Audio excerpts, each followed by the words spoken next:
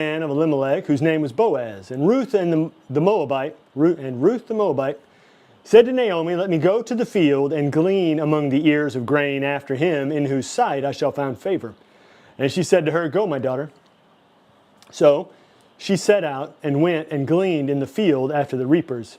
And she happened to come to the part of the field belonging to Boaz, who was of the clan of Elimelech. Now, in Scripture, there is no just happened. This was God's plan. God's ordained this meeting. And behold, Boaz came from Bethlehem. And he said to the reapers, the Lord be with you. They said, the Lord bless you. Then Boaz said to his young man who was in charge of the reapers, whose young woman is this?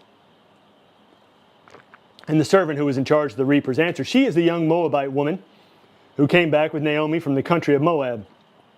She said, please let me glean and gather among the sheaves after the reapers. So she came, and she has continued from early morning until now, except for a short rest.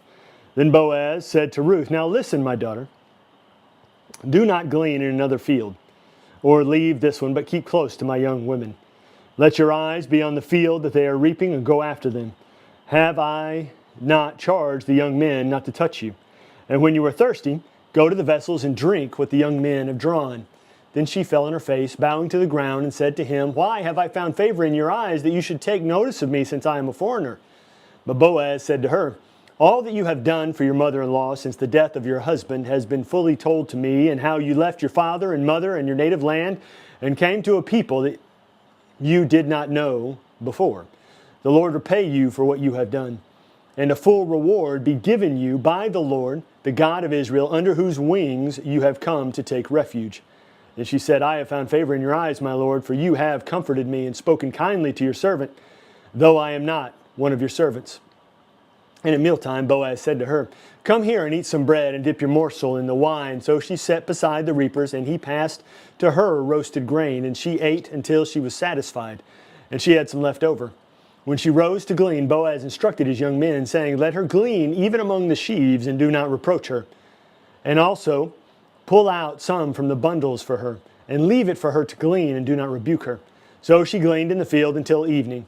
Then she beat out what she had gleaned, and it was about an ephah of barley.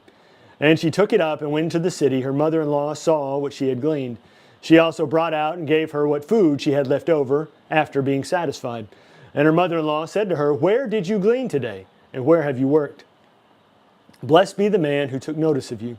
So she told her mother-in-law with whom she had worked, and said, the man's name with whom I work today is Boaz. And Naomi said to her daughter-in-law, may he be blessed by the Lord, whose kindness has not forsaken the living or the dead. Naomi also said to her, the man is a close relative of ours, one of our redeemers. And Ruth the Moabite said besides, he said to me, you shall keep close by my young men until they have finished all my harvest.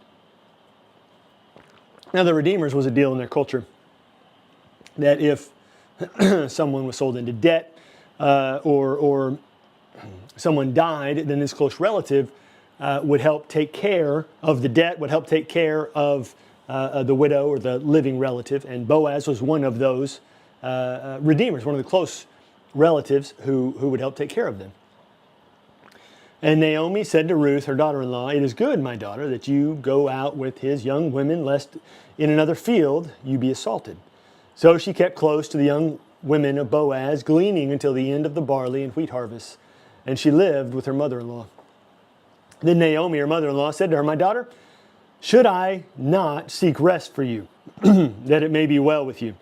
Is not Boaz our relative, with whose young women you were? See, he is winnowing barley tonight at the threshing floor.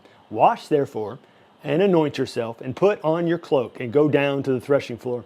But do not make yourself known to the man until he has finished eating and drinking. But when he lies down, observe the place where he lies, then go and uncover his feet, and lie down, and he will tell you what to do. And she replied, all that you say, I will do. So she went down to the threshing floor and did just as her mother-in-law had commanded her. Now this threshing floor was probably used by a bunch of people, and it was Boaz's turn. So he's out there. He spent the night on the threshing floor protecting his grain. And so Naomi sends Ruth out there to speak to him. It's a private place. Nobody else is around. It's just Boaz. And when Boaz had eaten and drunk and his heart was merry, he went to lie down at the end of the heap of grain. Then she came softly and uncovered his feet and lay down. Some people imply something tawdry is implied here, but that's not at all the way the text reads at all. That just shows where people's minds tend to be. Uncovering his feet, as in your own house, in your own bed, when your feet come out from under your covers, it may surprise you, and then you become aware. It makes me think of when my kids were young and they would come and wake us in the middle of the night. You just can kind of sense somebody is there. Something wakes you up in the night. Maybe the covers kick off and you kind of sense somebody's there. That's kind of what's going on here. His feet are uncovered. Maybe the cool night air kind of gets him slightly awake, and then he notices somebody. At midnight, the man was startled and turned over, and behold, a woman lay at his feet. He said, "Who are you?" And she answered, "I am Ruth, your servant. Spread your wings over your servant, for you are a redeemer." So she's calling him to his duty. You are a redeemer, come take care of us. And he said, "May you be blessed by the Lord, my daughter. You have made this last kindness greater than the first, in that you have not gone after young men, whether poor or rich." And now so it's implied in what Boaz is saying, he has affection for Ruth. And he appreciates her calling him to his duty and not someone younger, someone richer. "Now, my daughter, do not fear. I will do for you all that you ask. For all my fellow townsmen know that you are a worthy woman. And now it is true that I am a redeemer, yet there is a redeemer nearer than I. You have a closer relative than I am. Remain tonight, and in the morning, if he will redeem you, good, let him do it. But if he is not willing to redeem you, then as the Lord lives, I will redeem you. Lie down until the morning." So she lay at his feet, because it wasn't safe for her to go out in the middle of the night in this way. From the threshing floor to the town, it was an unprotected space. So she lay at his feet until morning, but arose before one could recognize another. And he said, "Let it not be known that the woman came to the threshing floor." He's protecting her reputation. And he said, "Bring the garment you are wearing and hold it out." So she held it, and he measured out 6 measures of barley and put it on her. Then she went into the city. And when she came to her mother-in-law, she said, "How did you fare, my daughter?" Then she told her all that the man had done for her, saying, "These 6 measures of barley he gave to me, for he said to me, 'You must not go back empty-handed to your mother-in-law.'" She replied, "Wait, my daughter, until you learn how the matter turns out, for the man will not rest, but will settle the matter today." Now Boaz had gone up to the gate and sat down there, and behold, the Redeemer of whom Boaz had spoken came by. So Boaz said, "Turn aside, friend, sit down here." And he turned aside and sat down, and he took 10 men of the elders of the city and said, "Sit down here." So they sat down. Then he said to the Redeemer, "Naomi, who has come back from the country of Moab, is selling the parcel of land that belonged to our relative Elimelech.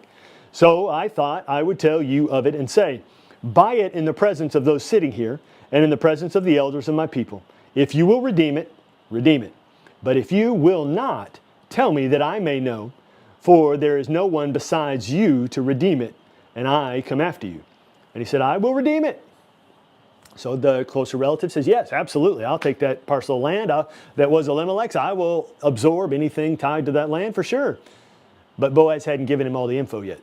Then Boaz said, "The day you buy the field from the hand of Naomi, you also acquire Ruth, the Moabite, the widow of the dead, in order to perpetrate the name of the dead in his inheritance." Then the Redeemer said, "I cannot redeem it for myself, lest I impair my own inheritance. Take my right of redemption yourself, for I cannot redeem it." I'll take the land, but not the Moabite. No. I'm not going to touch the Moabite.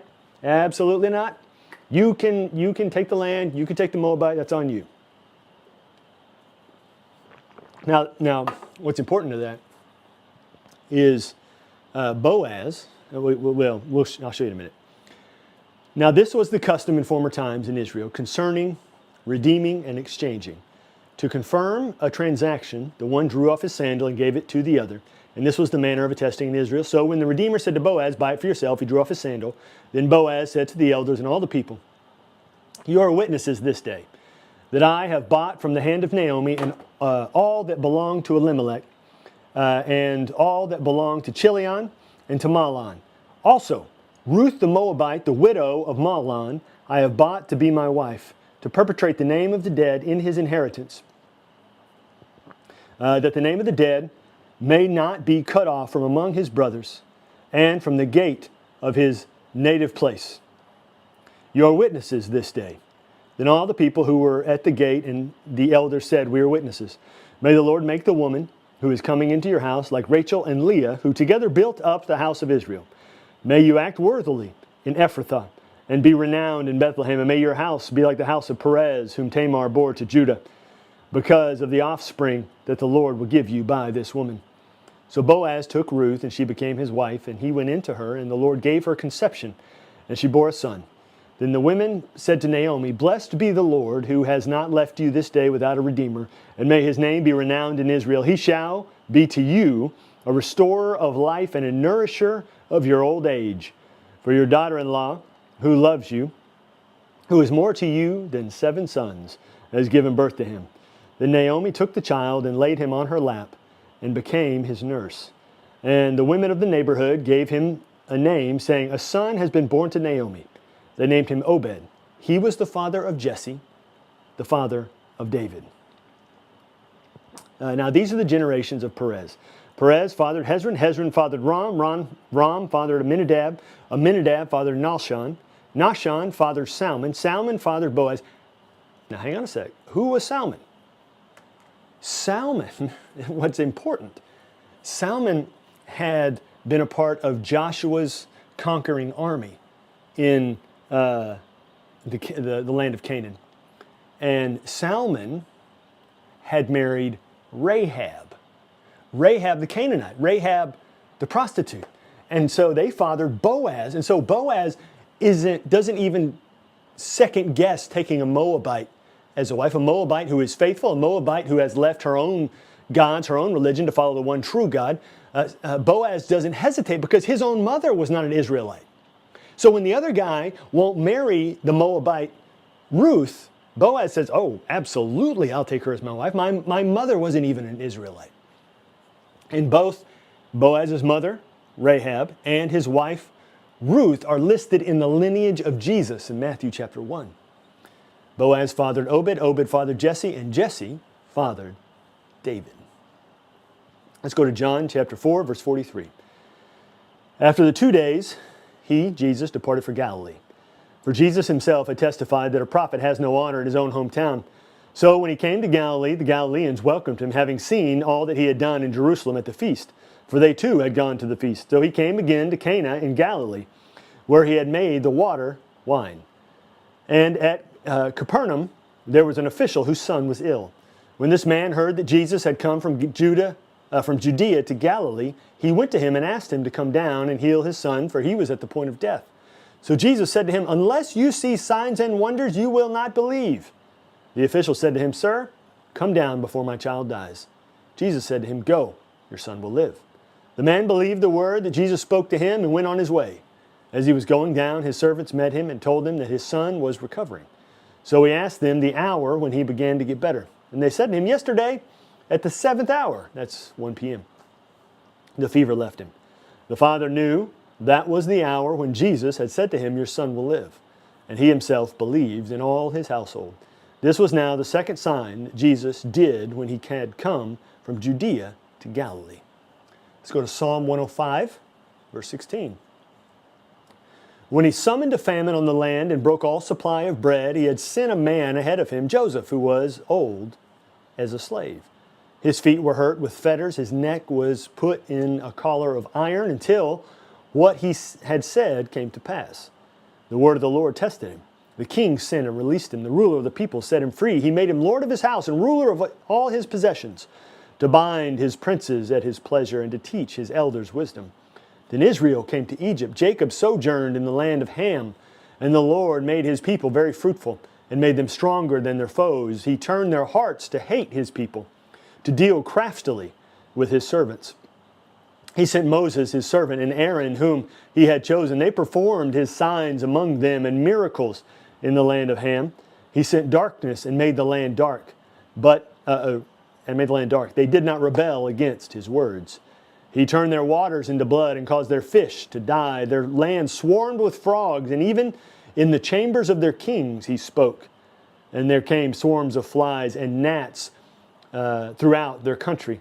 He gave them hail for rain and fiery bolts through their land. He struck down their vines and fig trees and shattered the trees of their country. He spoke and locusts came, young locusts without number, which devoured all the vegetation in their land and ate up the fruit of their ground.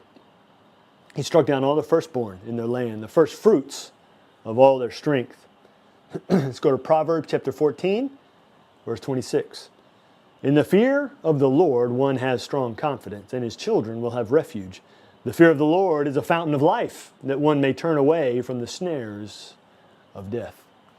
Thank you for joining us as we read through Scripture every day. I hope you'll come back tomorrow and see what else God has to say in His Word.